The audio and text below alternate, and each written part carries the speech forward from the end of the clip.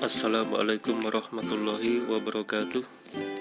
Selamat pagi, selamat siang, selamat sore, dan selamat malam dimanapun kalian berada saat ini. Kita akan melanjutkan pembelajaran PPKN kita di kelas 12. Ya, namun sebelum itu Bapak ingin ingatkan kembali agar kita semua tetap menjaga protokol kesehatan kita di tengah COVID-19 yang semakin membara di negara kita.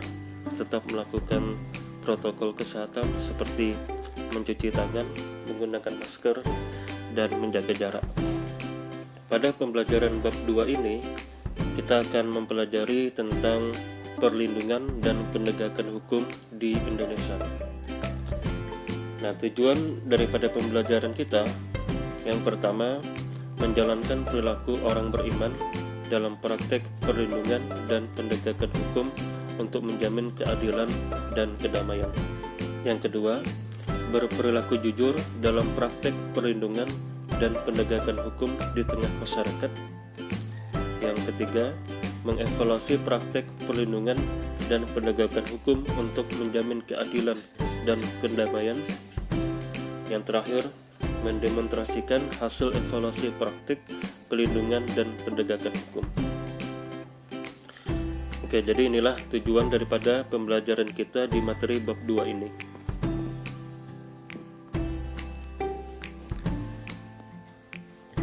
Mari kita amati gambar berikut ini. Buatlah 5 pertanyaan mengenai gambar di atas dan diskusikan jawaban dari pertanyaan-pertanyaan yang telah disusun tersebut. Ya, tapi karena di masa pandemi ini kita tidak berada di sekolah, maka tentu pertanyaan ini tidak bisa kita ajukan secara langsung dan tidak bisa kita diskusikan secara langsung. Oleh karena itu, mengenai pertanyaan gambar ini, silakan kalian tanyakan melalui kolom komentar yang ada di channel YouTube kita ini. Ya, silakan kalian tanyakan, ya minimal 1 pertanyaan lah, tidak harus 5, seperti itu. Nanti dari pertanyaan itu nanti bisa kita jadikan bahan diskusi pada pembelajaran berikutnya. Oke, kita masuk ke materi bagian A, yaitu hakikat perlindungan dan penegakan hukum. Menurut Immanuel Kant, hukum ialah keseluruhan syarat yang dengan ini kehendak bebas dari orang yang satu dapat menyesuaikan diri dari kehendak bebas dari orang yang lain, menuruti peraturan hukum tentang kemerdekaan. Sekali lagi, Immanuel Kant mengatakan bahwasanya hukum ialah keseluruhan syarat yang dengan ini kehendak bebas dari orang yang satu dapat menyesuaikan diri dari kehendak bebas dari orang yang lain, menuruti peraturan hukum tentang kemerdekaan. Nah, inilah pendapat dari seorang pakar tentang hakikat hukum. Hukum merupakan peraturan dalam kemasyarakatan yang mempunyai sifat mengatur dan memaksa setiap orang di dalamnya untuk mengikutinya. Nah, inilah kelebihan daripada hukum dibanding dengan norma yang lain. Nah, kalau norma yang lain, misalkan norma agama, norma kesopanan, norma kesusilaan, itu sifatnya kurang tegas. Jadi tidak setegas daripada hukum, karena hukum itu bersifat memaksa. Ada alat kelengkapan negara yang bisa memaksa kita untuk mentaati hukum. Nah, itulah kelebihan daripada norma hukum. Ciri-ciri hukum ada 2. Yang pertama, adanya perintah dan atau larangan. Nah, jadi ada perintah, di situ ada yang harus kita lakukan. Misalkan harus membayar pajak, harus menggunakan helm, harus menggunakan SIM, harus memiliki STNK,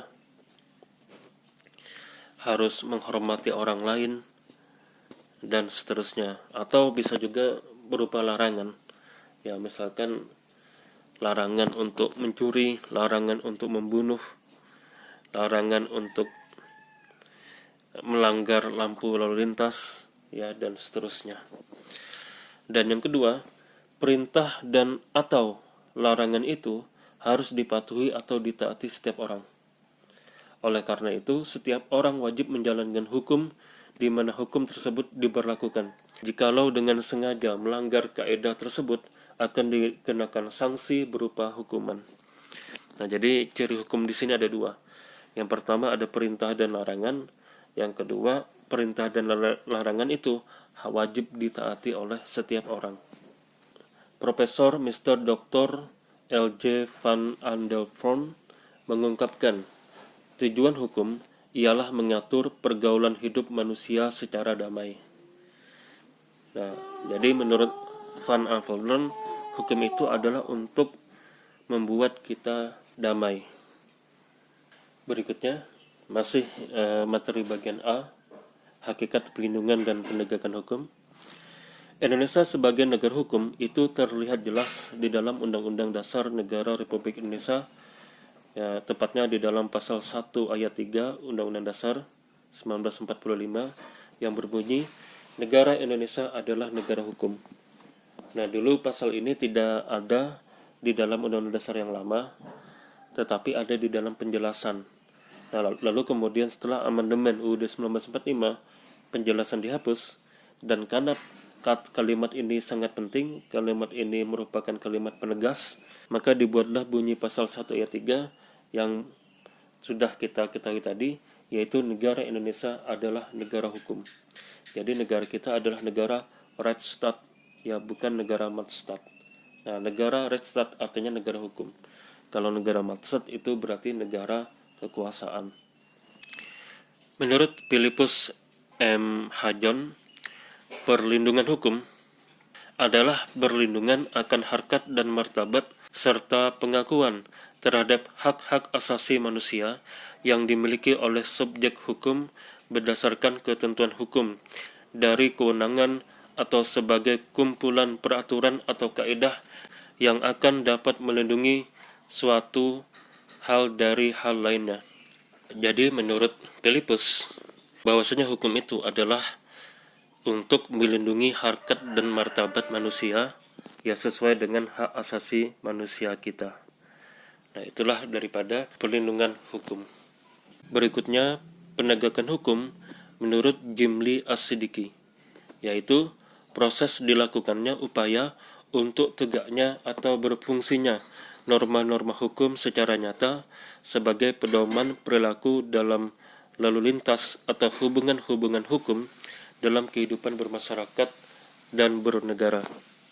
Jadi, menurut Profesor Jimli As-Siddiqi, ya, mantan Ketua Mahkamah Konstitusi kita, yang saat ini menjadi anggota Dewan Perwakilan Daerah, ya, dari Provinsi Jakarta.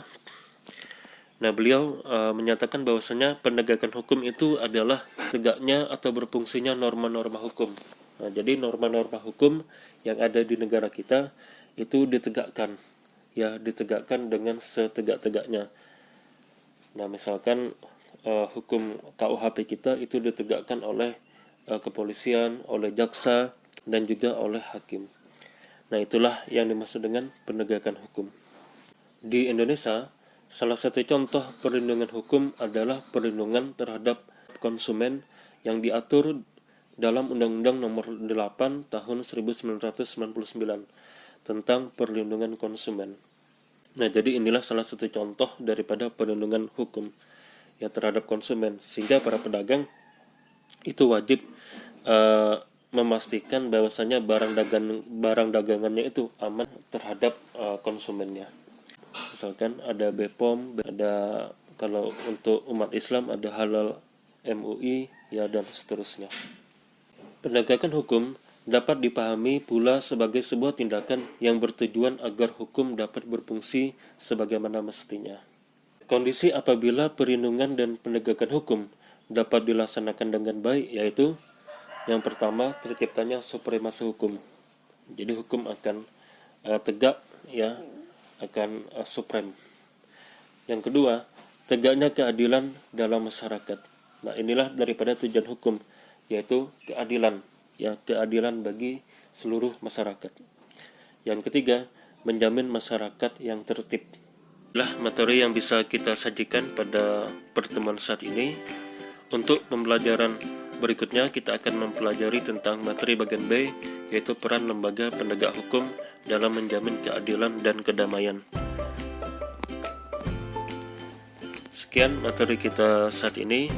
Mohon maaf apabila ada kekurangan, kehilafan, dan kesalahan dalam penyampaian materi.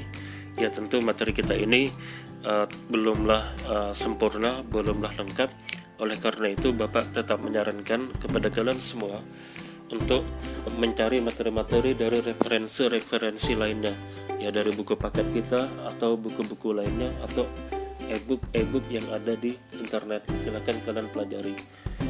Baik, terima kasih atas segala perhatian. Bapak akhiri.